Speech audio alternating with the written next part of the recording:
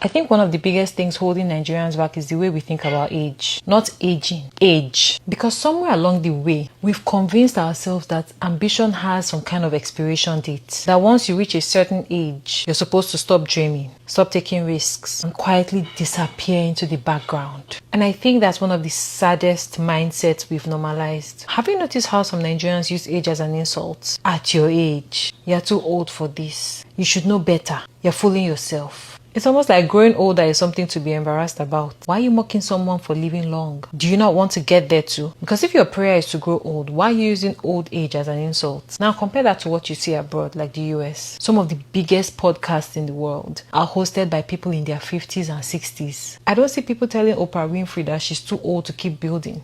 I don't see people telling Steve Harvey to retire because of his age. I don't see people telling Jimmy Kimmel he's too old to host a late night show. But in Nigeria, some of you shame people in their 50s, 40s, 60s simply for refusing to stop living. Then you wonder why so many people stop dreaming. People are telling P-Square that they are too old to keep performing. People are telling Two-Face that he's too old to keep making music. Too old to do the very thing they've spent decades mastering. That doesn't even make sense. And I honestly think this mindset has robbed Nigeria of so much talent. Too many people are more concerned with looking mature than continuing to create. As if growing older means becoming invisible. And I don't think this mentality came from nowhere. Think about how many of us watched our parents get forced into retirement while they were still full of life. The civil service, the banks, people retiring in their 50s. 50. What business does a healthy 50-year-old have retiring when they could easily have another 30 or 40 years ahead of them? Then we wonder why so many Nigerians believe that ambition